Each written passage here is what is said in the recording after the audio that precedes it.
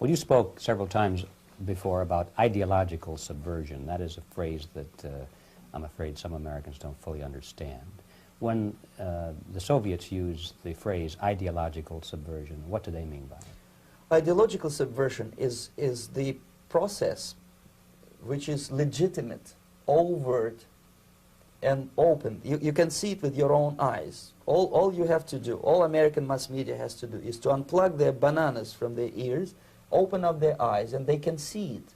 Only about 15% of time, money, and manpower is spent on espionage as such. The other 85% is a slow process which we call either ideological subversion or active measures, активные мероприятия in the language of the KGB, or psychological warfare.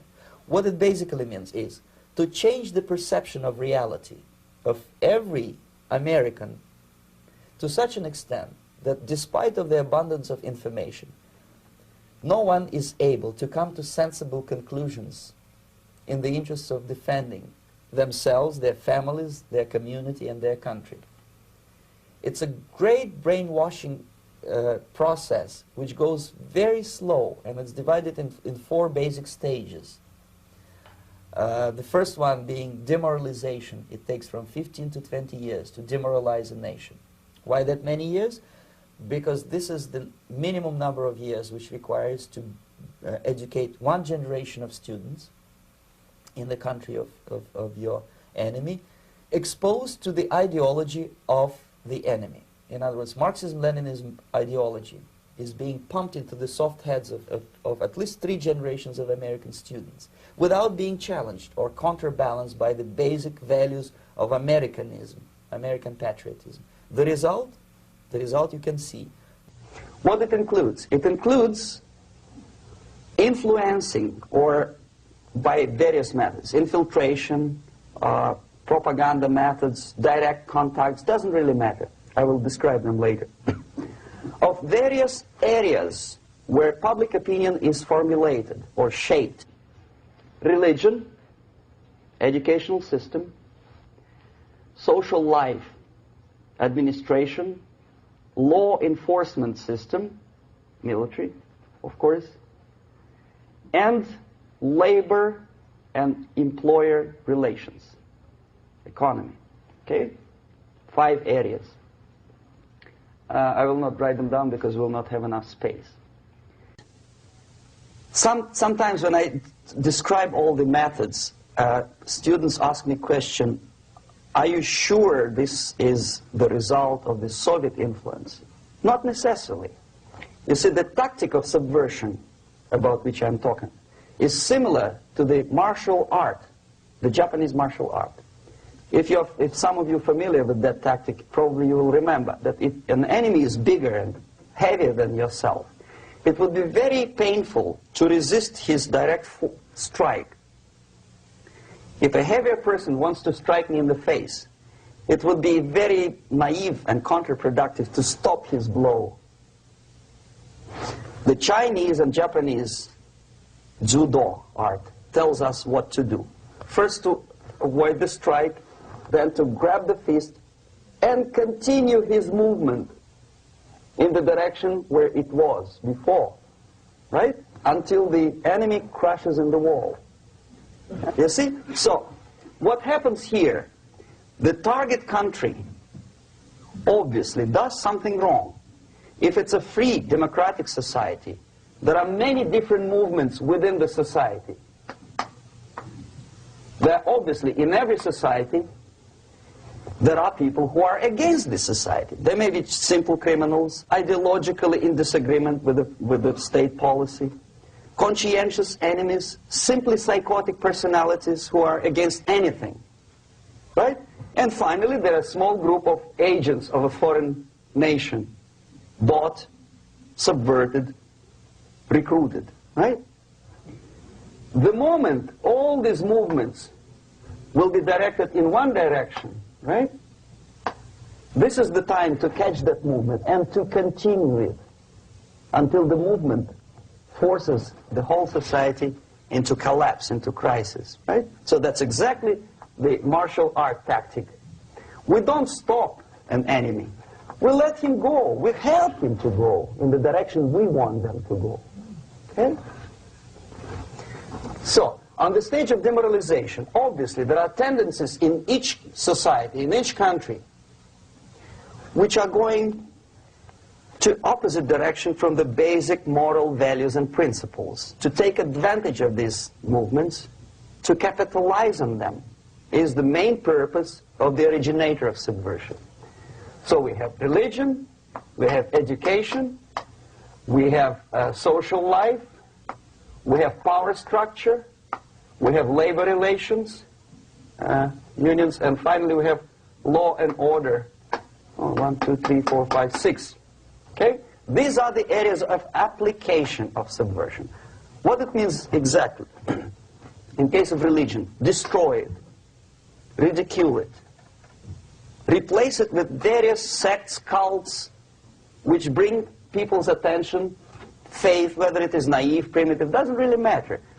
As long as the basically accepted religious dogma is being slowly eroded and taken away from the supreme purpose of religion, to keep people in touch with the supreme being, that serves the purpose. Therefore, replace it, accepted, respected religious organizations with fake organizations. Distract people's attention from the real faith and attract them to various different faiths. Education.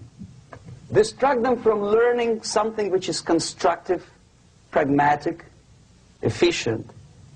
Instead of mathematics, physics, foreign languages, chemistry, teach them history of urban warfare, natural food, home economy, your sexuality, anything, as long as it takes you away.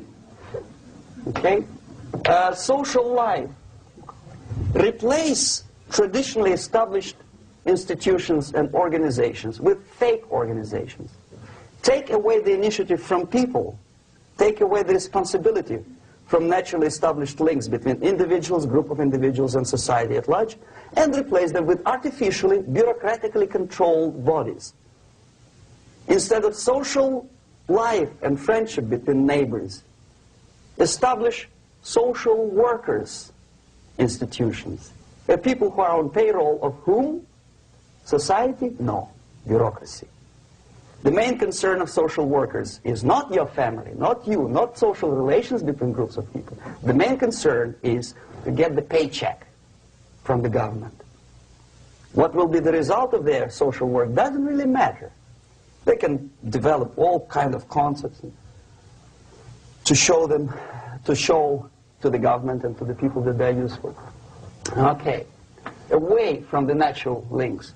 Power structure. Okay.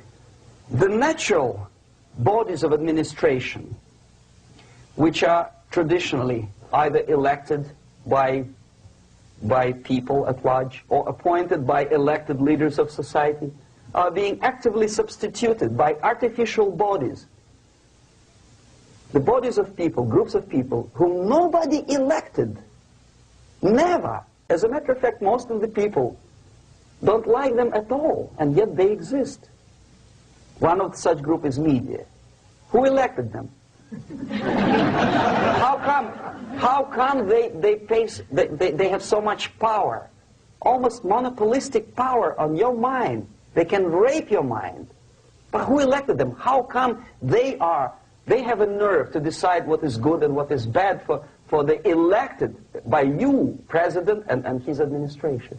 Well, they have power structure slowly is eroded by the bodies and groups of people who do not have neither qualification nor the will of people to keep them in power, and yet they do have power. Okay. Together with that, there is another process.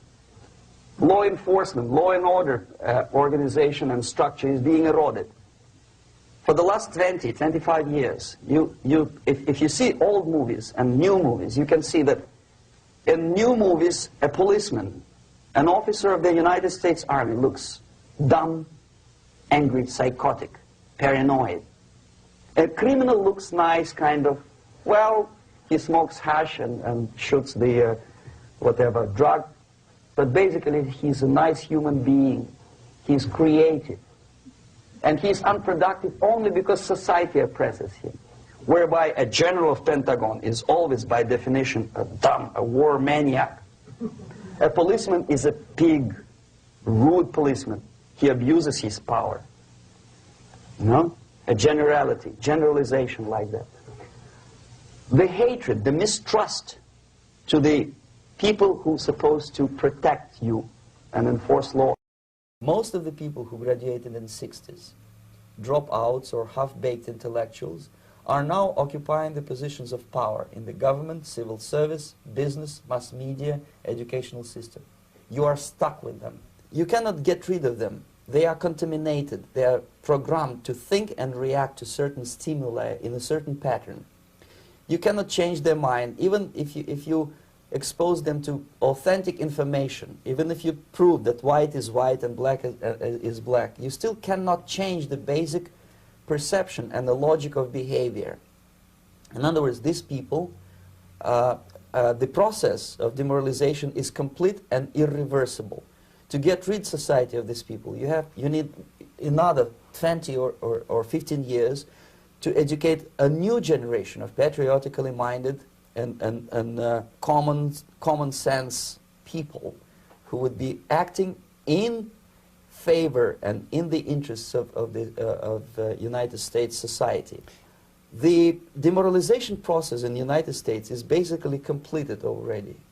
For the last 25 years, actually it's overfulfilled, because demoralization now reaches such areas where previously not even Comrade Andropov and all his experts would even dream of such a tremendous success. Most of it is done by Americans to Americans, thanks to lack of moral standards. As I mentioned before, exposure to true information does not matter anymore. A person who was demoralized is unable to assess true information. The facts tell nothing to him.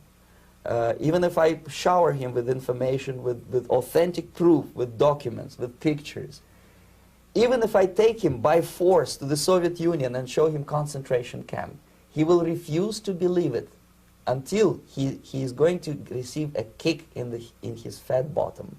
When a military boot crashes then he will understand, but not before that. That's the tragic of the situation of demoralization.